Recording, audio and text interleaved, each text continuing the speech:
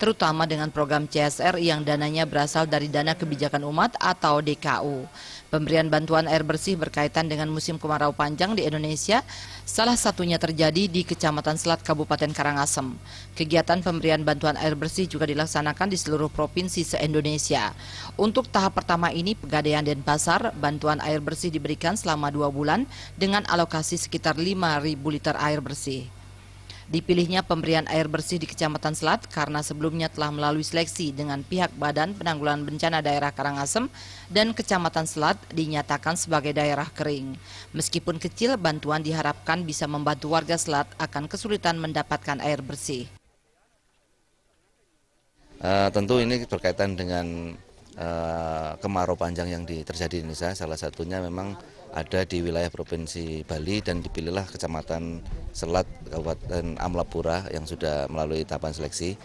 Kegiatan ini juga dilaksanakan di seluruh provinsi Indonesia tentunya, karena ini memang sudah program dari PT Pegadaian secara umum. Ini untuk tahun 2015 ini satu tahap dulu, nanti dilihat kelanjutannya kalau memang musim kemarau ini berkepanjangan ya tentunya ada keputusan lebih lanjut ini.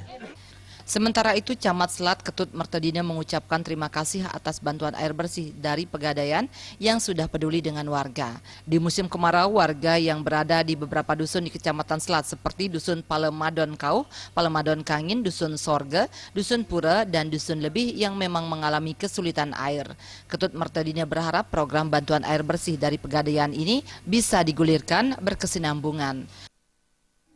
Tentu tanggapan kami selaku camat di wilayah Kecamatan Selat ini terhadap bantuan air bersih dari PT Pegadaian, kami atas nama pemerintah mengucapkan terima kasih yang setulus-tulusnya untuk membantu masyarakat kami, khususnya di Desa Pringsari dan Desa Sebudi yang diberikan bantuan oleh PT Pegadaian. Karena memang ini sebagian masyarakat kami yang di bagian atas ini memang sumber air juga tidak ada dan juga memang pada saat musim kemarau seperti ini sangat membutuhkan air bersih seperti ini.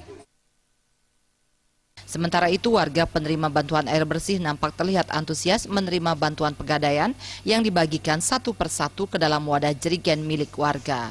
Suparyana dan Ratna.